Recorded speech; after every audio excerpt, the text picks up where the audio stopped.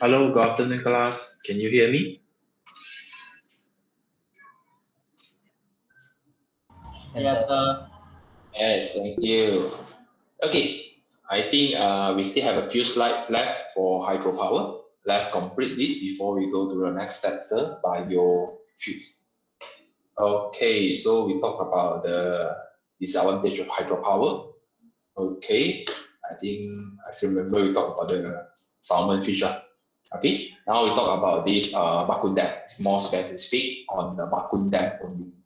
Okay, so the development of this Bakun Dam actually put 700 square kilometer of land underwater. So this equivalent to the size of Singapore. Okay, and this relocate of more than 9,000 native residents, mostly is on asleep. Okay, and in the dam first few years of operation, the reservoir has experienced high nitrogen loading because the dam developer did not clean the vegetation located behind the dam. So it means that whenever we need to build the dam, okay, we need to clean all the vegetation, all the tree, all the plant, which will be submerged in water after the you build out the dam. Okay, but this to save the cost, then the developer not really clean the vegetation located behind the dam. Try to imagine that you want to clean the area of 700 square kilometer with all the tree. How you want to do it? It definitely will be very, very costly. So a lot of the developers not really follow the regulation. So they just let it be because end up they will die at its own. One is put once water level go up, then all the plant will definitely die. Okay, but this will cause a very high nitrogen loading. Nitrogen loading is actually when an organism uh, die. Okay, the nitrogen in its tissue will release in the form of organic nitrogen. It's something like come up from the amino acid and DNA, and this actually will cause the ammonification. Okay, with variant microorganism we call it as a prokaryote. Okay, will decompose the tissue and release the inorganic nitrogen back into the ecosystem as ammonia. So this nitrogen loading will cause water have the excessive ammonia. Okay, and this ammonia actually is very acidic, and it will cause heavy corroded determine. Okay, and then this because of the vegetation put under the water, it will decompose by the microorganism, and it will release the methane gas. Okay, same thing other than nitrogen, it also will release the methane gas. And you can see that the potent methane emitted by the reservoir can be smelled kilometer away. You will have the methane gas when the oxygen of the in the water is not sufficient. So try to imagine that the microorganism decompose the, the tree without oxygen. This means that the oxygen in the water already very, very low. So at the same time, you reduce the oxygen level in the water, it may kill some type of the fish, which need a high supply of the oxygen. And it also increase the nitrogen loading, which also will kill some of the fish. And it's acidic, and it will cause increase the maintenance cost of your turbine.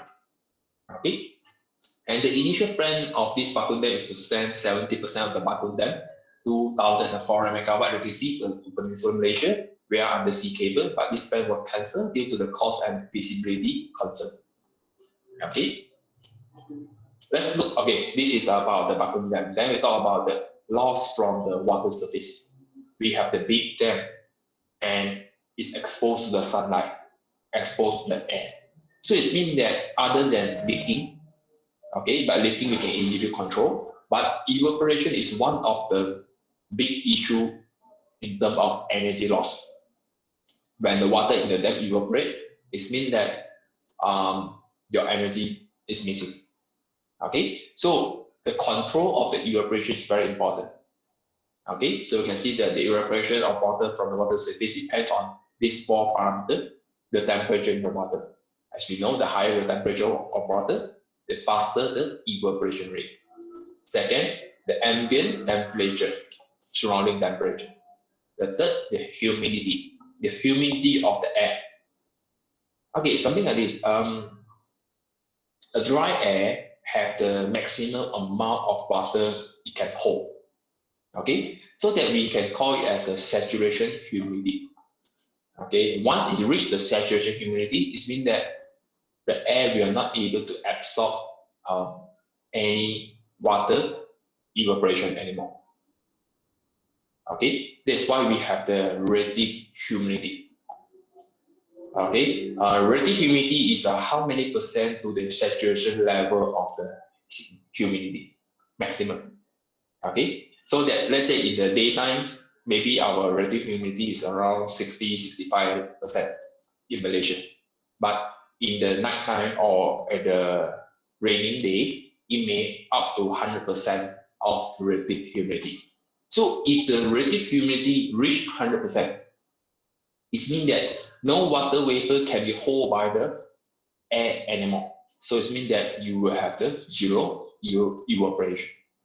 Okay, so this humidity definitely will affect the amount of water evaporate from the reservoir. Okay, and then the last one is the velocity of the air above the surface. The velocity of the air when you have the wind fly or flow through the water surface, according to the manual principle, it reduces the pressure. When the velocity increase, the pressure will drop. So when the air pressure drop, the water vapor will be easily evaporate to the environment. Okay, so these are the four parameters that increase the evaporation rate. Okay, you may feel it when you try to dry your clothes outdoor. Okay, when you have the wind, then definitely you will dry faster. Okay, when it's a raining day, even it's very hot, you won't feel that the clothes will dry very fast. This is because of that the air have very high humidity. Okay, so there's a standard equation to calculate the evaporation loss from water surface. So this is a very direct forward and general equation. You can see that GH refers to the amount of evaporated water per hour. Theta is referred to the evaporation coefficient, which have the value of 25 plus 19 V. And the V refers to the velocity of air above the water surface. Okay, and then XS is a saturation humidity ratio. How many kg of H2O, which is water, can hold in 1 kg of dry air? So the unit will be kg per kg. This we call as a saturation humidity. Okay, so maximum amount 1 kg of dry air can hold. And then RH refer to relative humidity. Relative humidity in air, how many percent? So based on this relative humidity and the maximum amount of humidity, then we can get the amount of water in the dry air. We can see that the XS multiply 1 minus RH. Okay, RH is the how many amount of relative humidity. So if the relative humidity is 100%, so it means that no water can be evaporated. So 1 minus 1, 0. So the total evaporation definitely will be equal to 0. Okay, so if you want to control the evaporation, you can control these 4 parameters. But you have a problem. How you want to control? Are you able to control the temperature of water, ambient temperature, humidity, and velocity of air above the surface? I would say all 4 parameters are very difficult to control. Okay, because the reservoir is too big in size. Definitely, you are not able to change the temperature of water. Also, the ambient temperature, also the humidity. This definitely depends on the weather. Okay, the last one only, the velocity of air above the surface. Then maybe you can somehow block some of the wind flow. For example, you plant a very tall tree around the reservoir.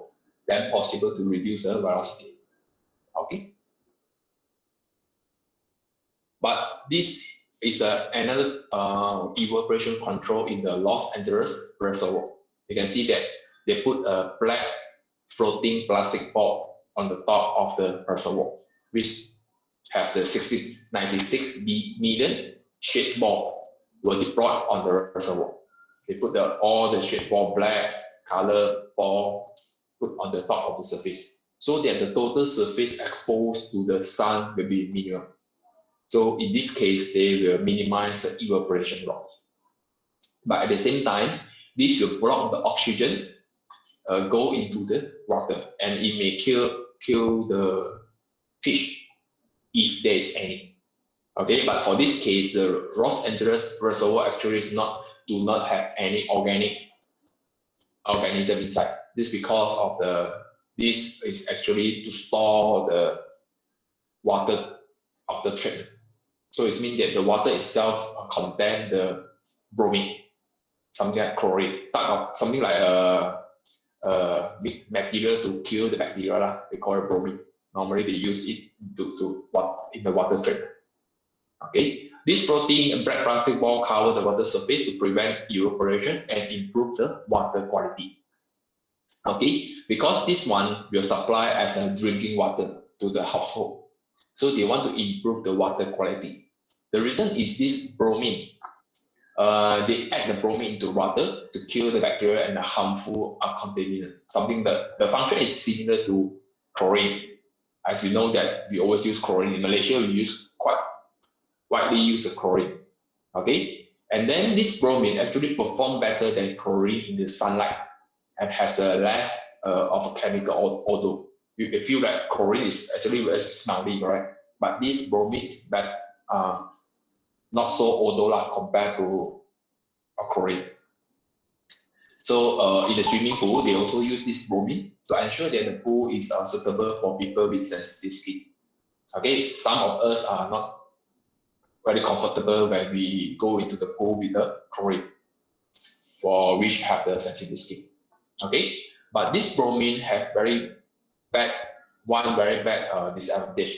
So it means that when this bromine, okay, is treated by the UV from the sunlight, when you have the sunlight hit on this bromine treated water, it will release some kind of the material. We call it as a bromate, and this material actually is can cause cancer. Okay, it causes a human organ, they call it. Okay, so this ball actually is to block the bromine turn into the bromate by UV light. Okay, the second function is only to prevent the evaporation. The first is actually to improve the water quality by preventing bromine convert to bromate. Okay, and then second, only to prevent evaporation. So that is not really applicable for all type of reservoir, because you can see that these balls are estimated to have saved 1.15 million cubic metric of water yearly, but it's estimated you need to use 2.9 million cubic meter of water to produce this ball, 96 million of shade ball. So definitely you need to use a lot of water, a lot of energy to build this ball. Okay, and then definitely you will kill all the organisms inside the reservoir. No sunlight, less oxygen. Okay, so it's only can be used for the water after treatment. Okay, no organism inside at all. Okay, but it can be the one of the method to prevent evaporation. Okay, I think that's all for hydropower. Any question on that?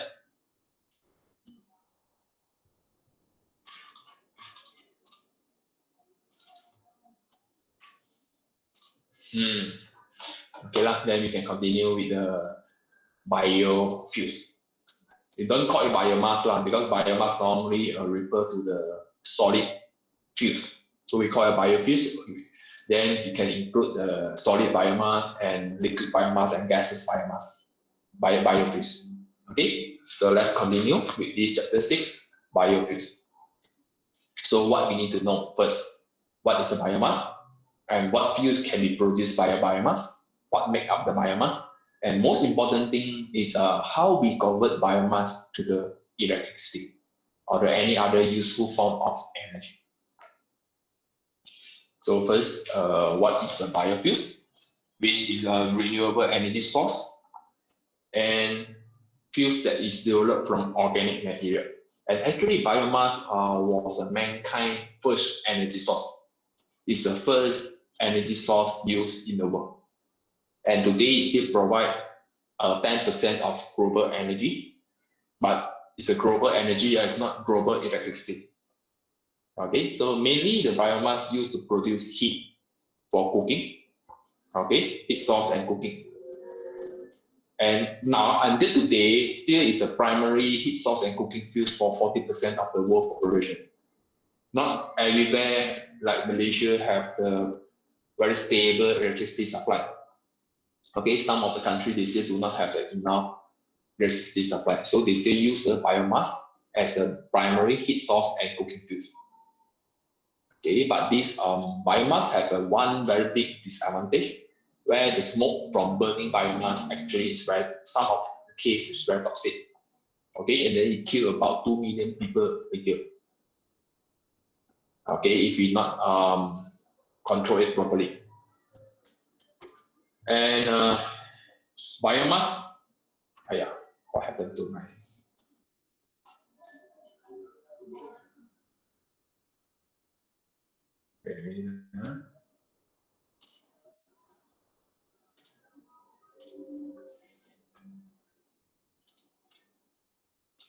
Okay, biomass contains stored energy from the sun. This is because the sunlight actually grows the biomass. Without the sunlight, the tree cannot grow. So that you of course will say that without the sun, there's no biofuels. Okay, so it's also the store energy from the sun. As an energy sources, biomass can either be used directly or converted into other energy products such as biofuels, syngas, landfill gas. Syngas comes from the one of the process we call as a gasification. Okay, and the landfill gas is actually gases released from landfill, mainly it's a methane gas, which can be used for burning. And then some example of materials that make up biomass fuels are scrap lumber, forest debris, certain crops, manure, and some type of waste residue. You can see waste residue. It means that the municipal solid waste is also counted as a biomass. And it also counted as renewable energy. The waste, the rubbish that you create is so as a renewable energy, because as a human live in the earth, then we always have the rubbish. We always have the municipal solid waste, so that we can say that this municipal solid waste can be reproduced all the time. So it's definitely is a renewable energy. Okay. Why is biomass classified as a renewable energy of fuels? Okay, this is because waste residue will always exist in terms of scrap wood, mineral residue, and forest resources. And properly managed forests will always have more trees, and we will always have crops and the residual biological matter from those crops, so that it's renewable. Okay, but this renewable, is it sustainable?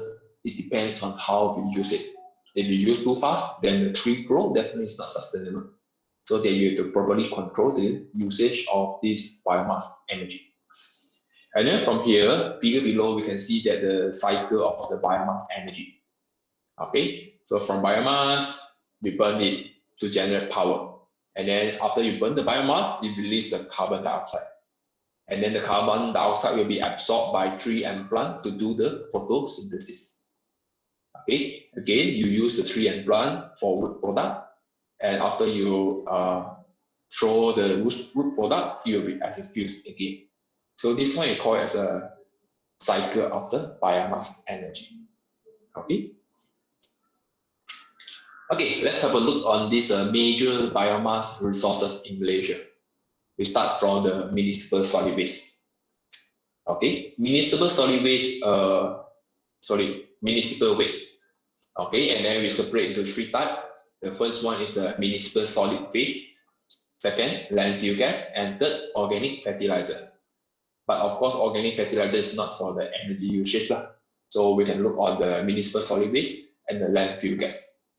Okay, and then the next one, okay, you can see that Malaysia generates in excess of 15,000 tons of solid waste per day.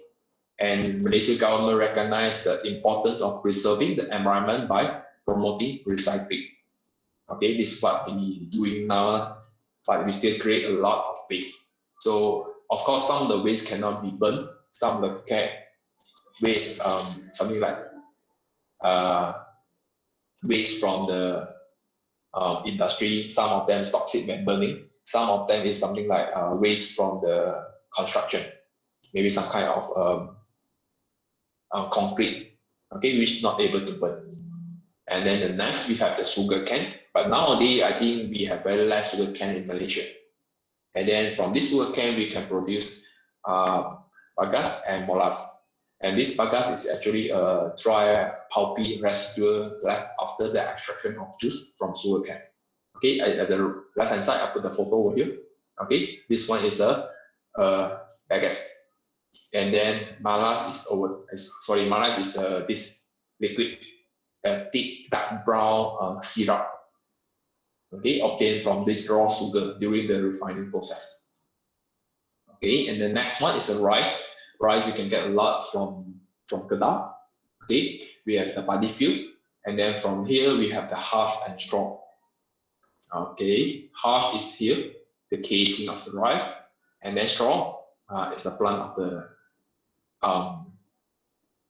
paddy. Okay, but these actually have very low density. So whenever have very low density, actually the transportation is cost a lot. So that if you want to choose this as your main source of biomass, you have to think about your cost of the transportation. And this also can be considered as a diffuse resources. Okay, it's not all in one location. So you need to collect a little bit by a little bit, and it's quite costly. So that most of the case, they will burn this straw, and then leftover will be the organic fertilizer. They will just burn it in Malaysia. So you can see that if you are for those who stay near to Kedah, then you will see that once they cut off all the body, you will burn it. Okay, one is to kill the bacteria. Second is to fertilize the land. It's the best way, rather than to recycle or use this to generate electricity. Okay, the next one is wood.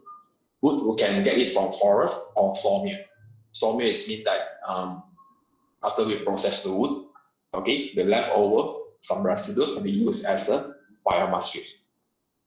Okay, and the last one is the oil palm. And oil palm, I think, should have the largest potential in Malaysia.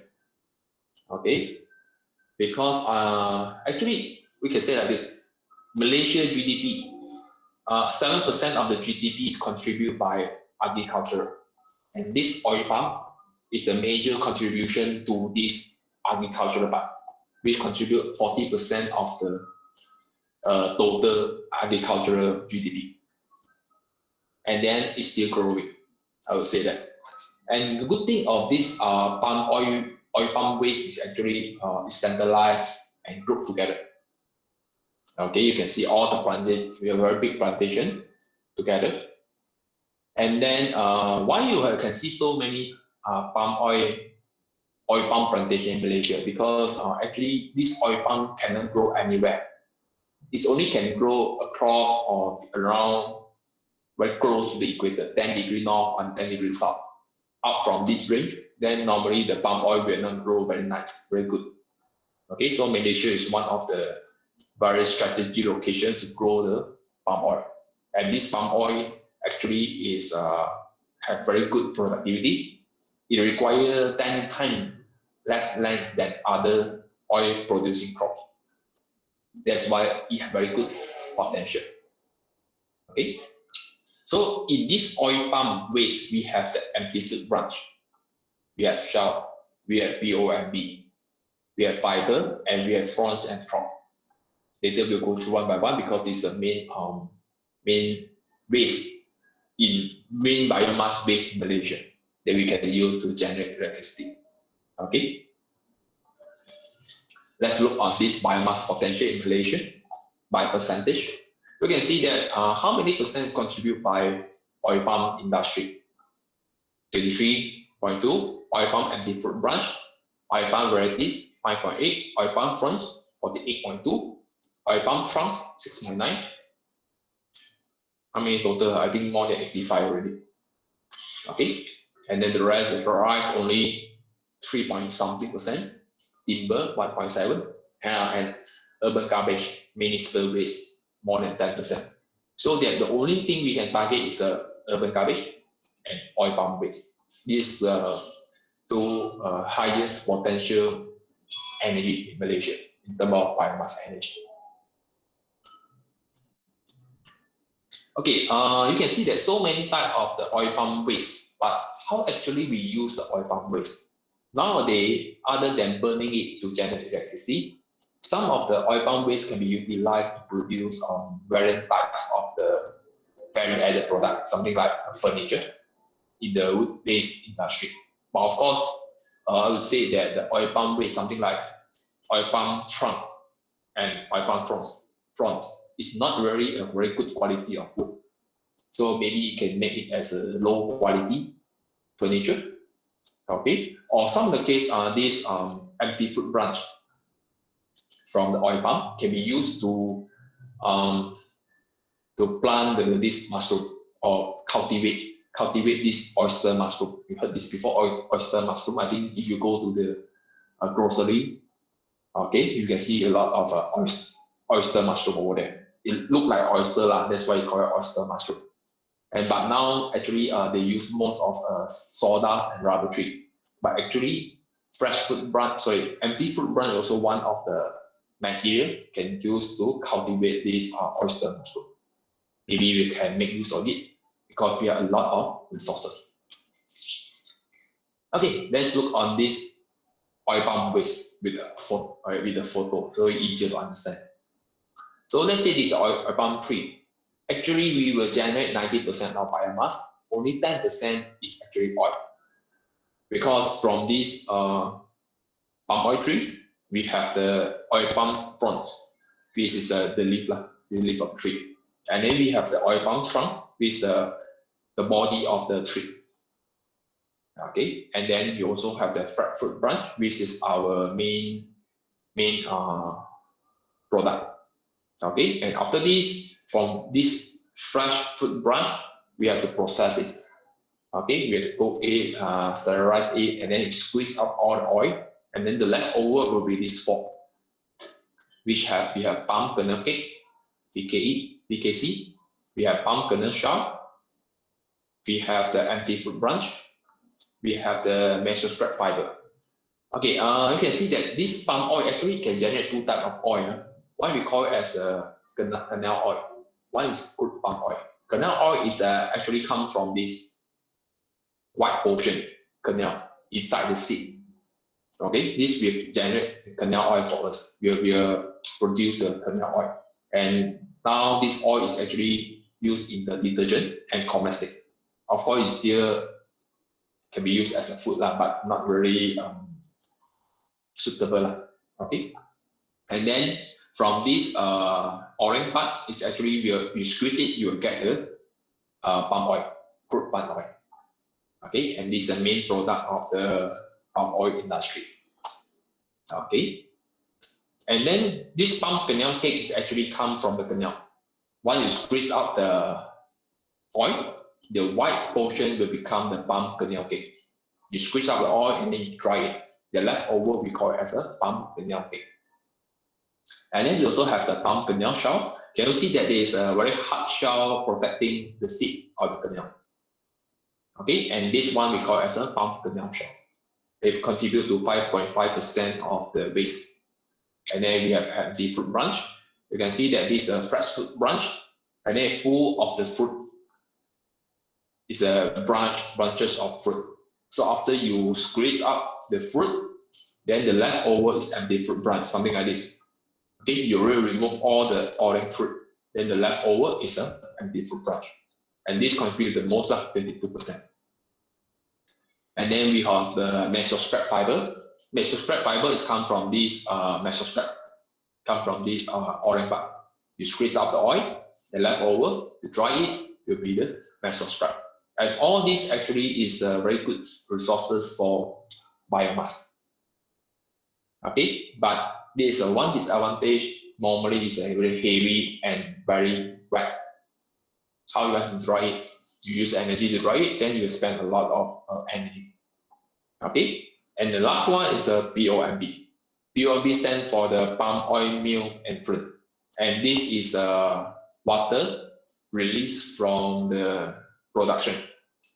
Because this fresh fruit branch, first we want to sterilize it, kill all the bacteria, microorganisms, and we need to soften it. Okay, so we use a hot steam. Okay, something like we cook this fresh fruit branch so that it's softened and then kill the bacteria, we sterilize it, and then we're only able to squeeze it. But that steam, after it touch with this fresh fruit branch, become water. Okay, and then of course it will bring away the organism attached to the fresh fruit branch, and also we have some oil leak out from the fresh fruit branch. Okay, so this water actually is very oily and consists of various suspended components, including some of the part of the fresh fruit branch and some of the organism or the dead organism. After you kill the bacteria, you kill the organism, so the leftover will be the BOMB. Okay, so BOMB should be considered as a very highly polluted water, not because of there's a toxic component, but just because of it has too many nutrition for microorganisms. And this nutrition, okay, maybe I go to the next slide. You can see this palm oil, meal, and fruit. It's a highly pollutant, oily water, wastewater, but non-toxic at all. This is waste from the sterilizer, condenser, and cooling water. Because of the nutrition content, okay, they have the large oxygen depleting capability in the aquatic system. Try to imagine that now you throw away water with a very high content of nutrients. Okay, so this nutrients as a food for the microorganism.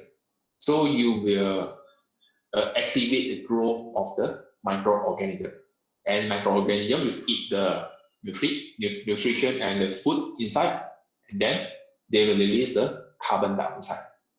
At the same time, they will use all the oxygen in the water. Okay, so if they use all the oxygen in the water, what happens to the fish in the water? They will die because of the not enough of the oxygen. Okay, because this microorganism grow faster than the fish. They use all the oxygen content in the water. That's why these BOMB are not allowed to release to the river directly. They have to put in the pond for maybe a few days, okay, so that all the nutrition has been decomposed by the microorganism. Then you only can release. Then they do not have any oxygen depletion capability anymore. Then you only can release to the river. Okay. And a cost-effective way, actually, this because of this nutrition content. Nutrition content will be decomposed by the microorganism. But now, let's say you do not provide enough oxygen. The microorganism will decompose the nutrients and release the methane gas. And methane gas is a type of the fuels. Okay, it's a flammable fuels which can use to power something else.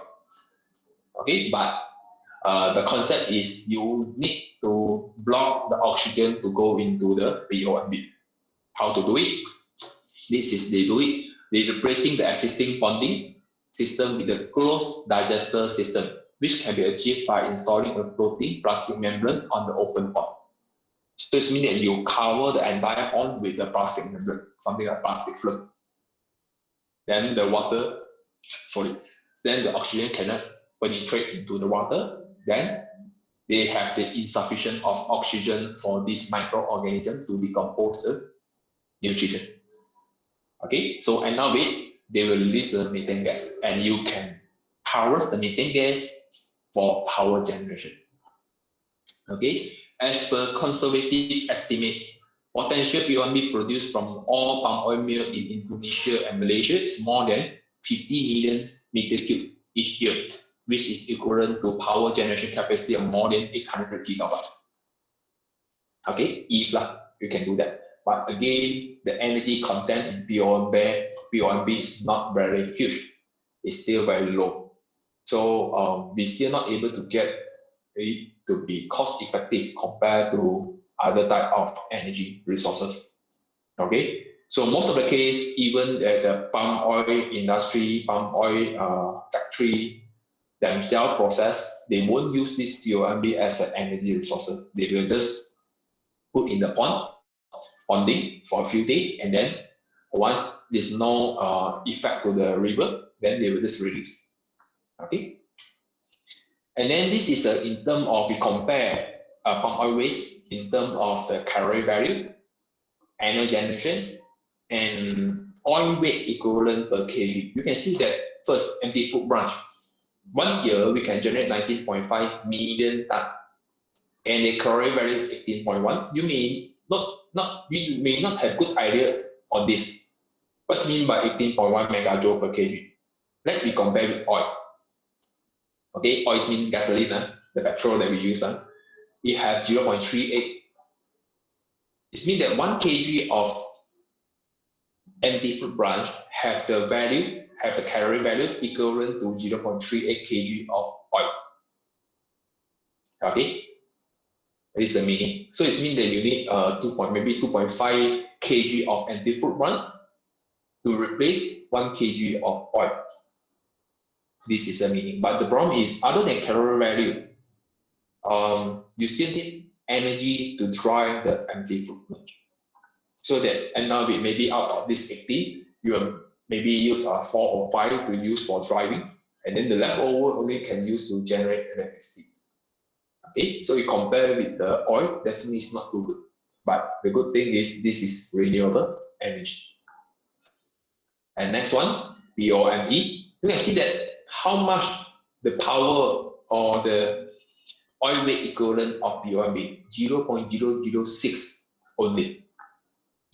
Okay, so it means that 1 kg of POMB equivalent to 0.0006 kg of oil in terms of calorie value. So definitely no point to harvest it. Okay, unless you want to prove a concept of it. And then the next one, palm oil fronds and trunks and palm kernel shell. So you can see that I think the palm oil trunks have the better oil weight equivalent, which is 0.44. But this one you not always have it. Trunks is the body of the tree. So if you have this kind of biomass, it means that you already cut off the tree. It won't produce continuously. Okay, but of course you need to replant for maybe every 20 or 30 years. Then okay, you have this every 20 to 30 years. Okay, but if you have a very big plantation, then possible every year you can replant part of the plantation. Okay, and this is a comparison. And this is a volume required to substitute 1 meter cube of oil by some other fuels. Just now we talk about the weight. Now we talk about the volume. You can talk about, see, fused oil 1, okay, coal 1.6, and pellet 8% moisture. Pellets mean that the wood, first the wood I make it like sawdust, okay, very small size of wood, and then I dry it and then compress it into pellet. Let me see. This is pellet. Okay, you see this pellet. Okay, so because of it's dry and it compressed, because we compress it to be a very small size, so it will have very high energy density. But even higher energy density compared to other type of biomass is still low compared to the oil. Okay, but it's the best in terms of biomass pellet, 8% of moisture. Even pellet have 8% of water inside. And you do notice on the fuels oil and coal, they have zero moisture. Okay, and then the private power, you have 50% moisture. And then you can see that industry softwood chip, 50% moisture. And then the last one is a straw. Straw is come from the paddy field. You can see that they actually occupy a very big, huge volume. Okay, 20 meter cube of the straw only equivalent to 1 meter cube of oil. So make it not so attractive in power generation. Okay, and then this same thing lah, moisture content for selected biomass resources. Okay, the higher the moisture content, it means that you need to waste more energy to dry the resources. And then the energy should be counted.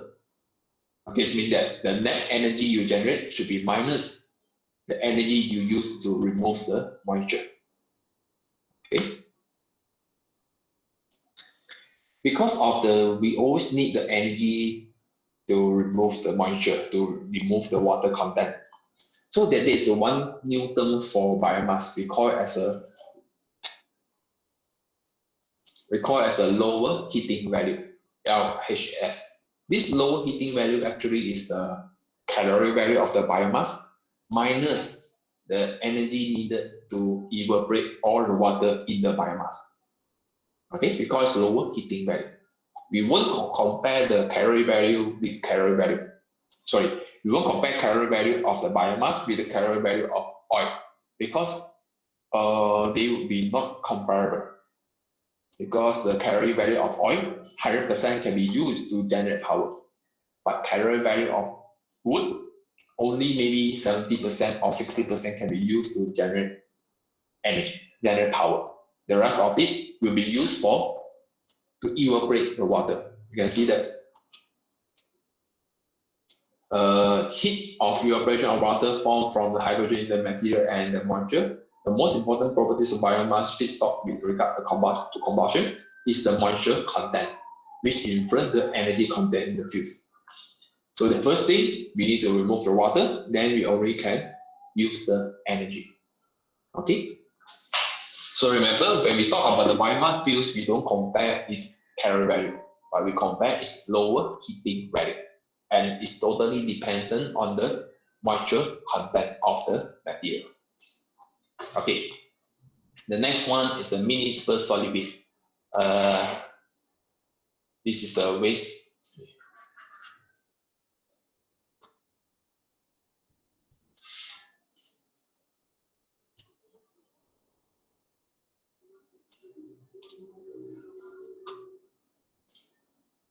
Okay, so this is waste from human. Okay, and then definitely it will affected by, it will increase together with the population.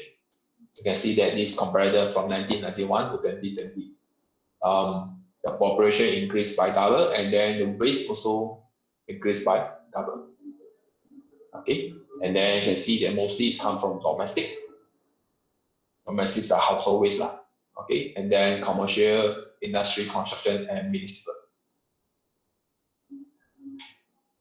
And in this municipal solid waste, not all can be used as fuels. You can see that food scrap, yes, you can do it to decompose it. Okay, and then you will release the methane gas by the microorganism. So it can be used as a fuels. Paper, yard framing, and wood, then it can be used as a burning material to produce energy. But metal, glass, and plastic normally is for this recycle. We should recycle them. And then rubber, leather, and this, maybe some of them cannot be burned because some of them may release toxic gas like rubber. Okay. And these are the biomass power plant in Malaysia. We have quite a lot, but you can see that mainly they use an empty fruit branch. Okay, they use an empty fruit branch from the palm oil industry.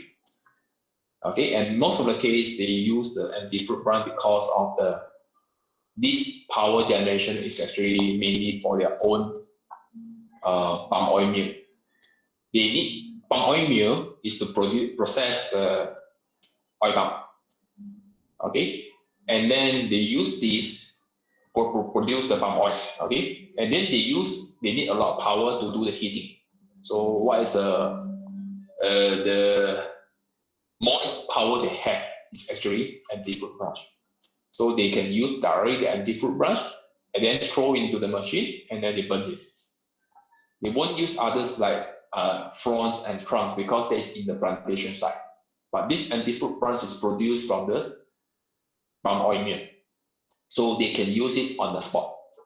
Okay, and you can see that most of them they use a steam turbine. It means that they burn this anti-fruit branch, they generate steam and run the steam turbine. Okay, gas turbine is where we use natural gas or biogas. You burn the gas directly, not to create the steam. Okay, it will be more direct forward, but the requirement must be the fuels must be in the gas form, biofuels or natural gas or something else.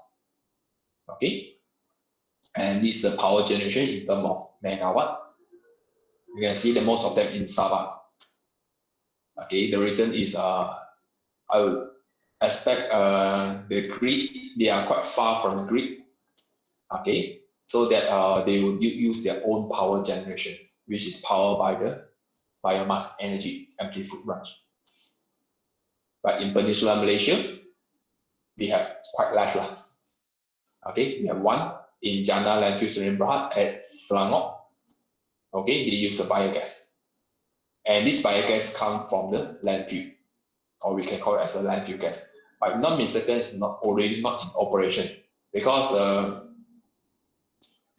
they able to harness this biogas only when the landfill is completely stopped in operation. Okay, because they need to close it. So you have to make it close, stop in operation, then you only can use the biomass gas. But the problem is after I think a few years of the extracting the biogas from the landfill no longer able to produce a high volume of biogas. Of course, the first few years, because the waste still have a lot of decomposable waste, so they are able to generate a lot of methane gas.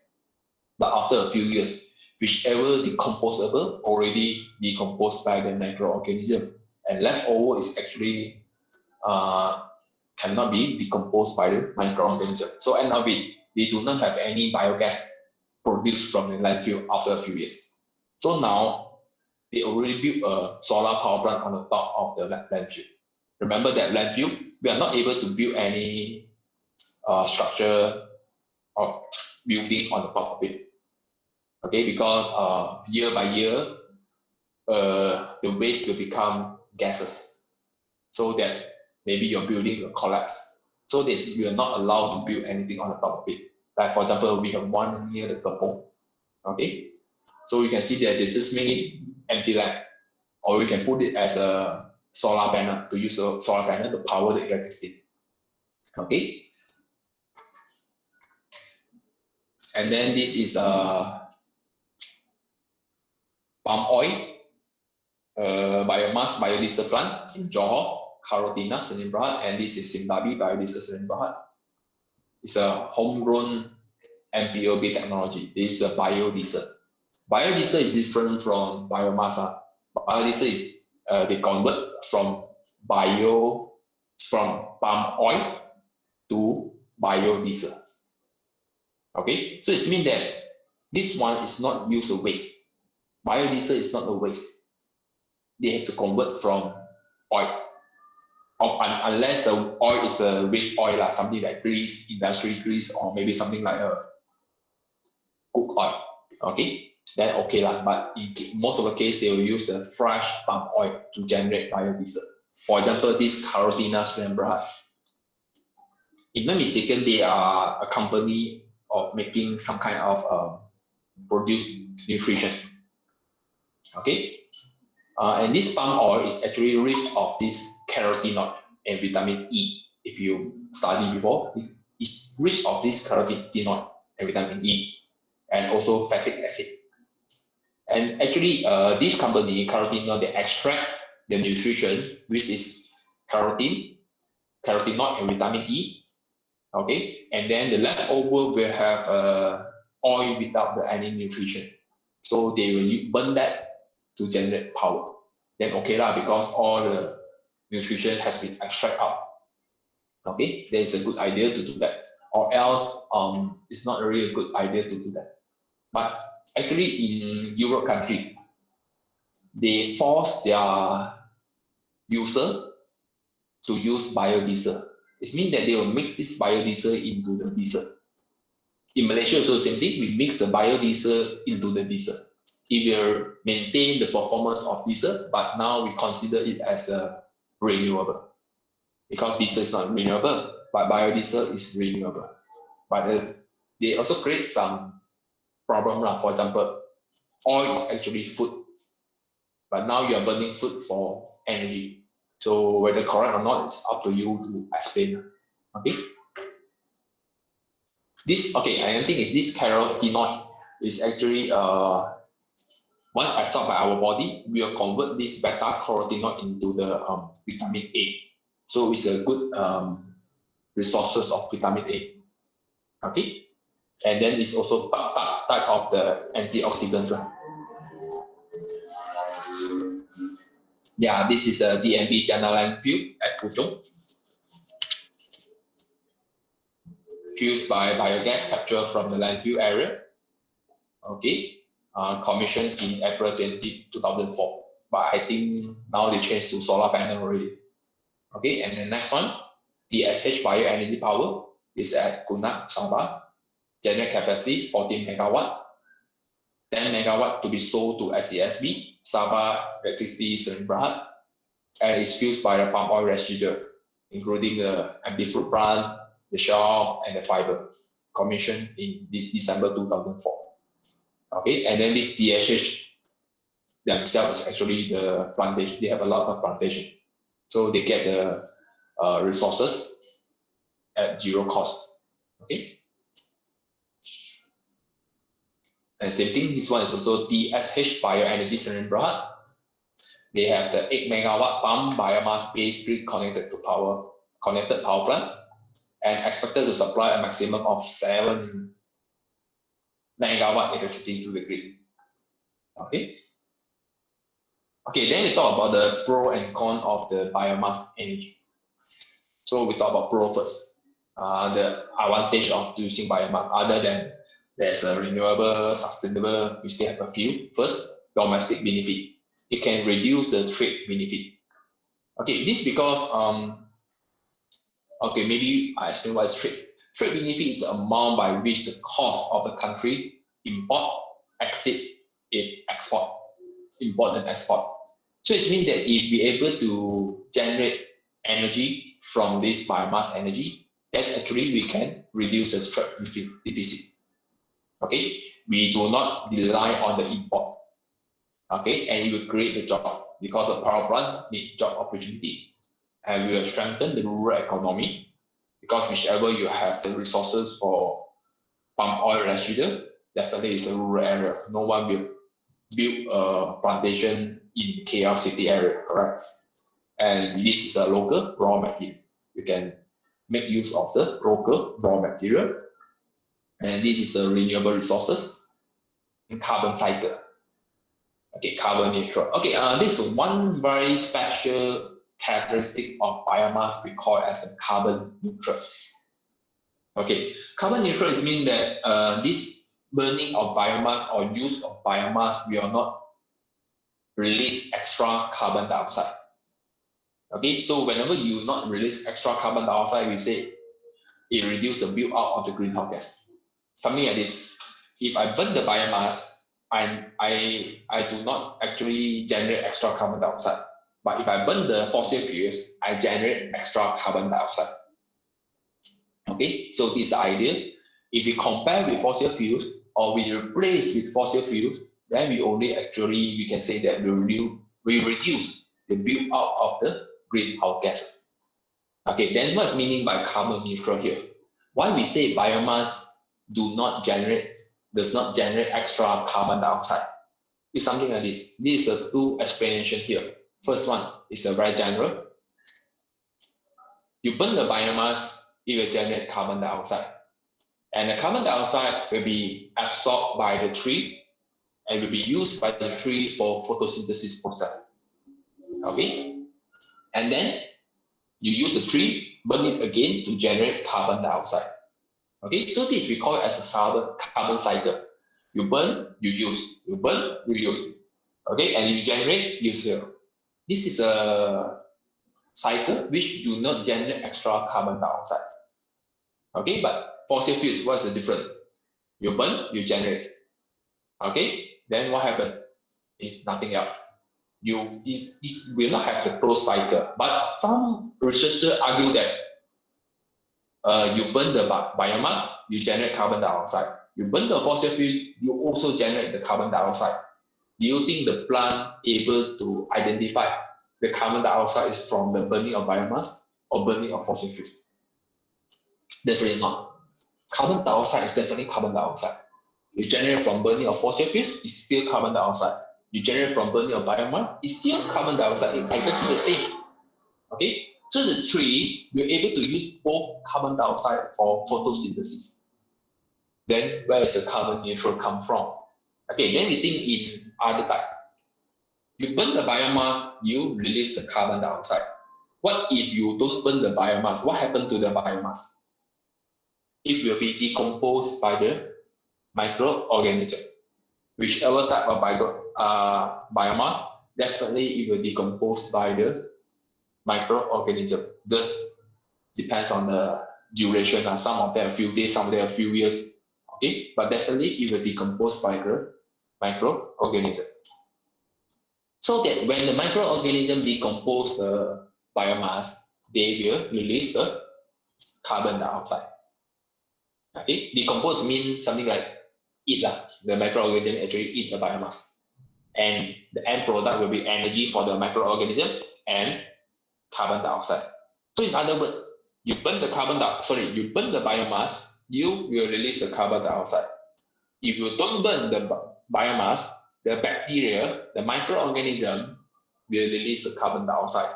So in other words, I burn or don't burn, it also will release the carbon dioxide. This is called carbon cycle. It will definitely happen. Just we burn it, we make the process faster only. But the fossil fuel is totally different. Fossil fuels, you burn the fossil fuels, you will release the carbon dioxide. But what if you don't burn the fossil fuels? For million years, the bacteria will also, the microorganism will also will not decompose the fossil fuels. Correct? Can you see the difference? You burn the biomass, you don't burn the biomass, you also release the carbon dioxide. Sorry, the biomass will also turn into the carbon dioxide by the burning or by the microorganism. But the fossil fuels, you burn it, it will turn to carbon dioxide. You don't burn it, it will remain there as a fossil fuel. This is why we call it as a carbon neutral. And then we claim that burning of biomass is much, much better than burning of fossil fuels in terms of release of the greenhouse gas. Okay. And then the technology improvement should continue to reduce the cost. Currently, it's still more expensive than burning of fossil fuels, and reduction of waste for disposal. This is the second term. We burn the biomass, we actually will reduce the waste, especially when you burn the municipal solid waste.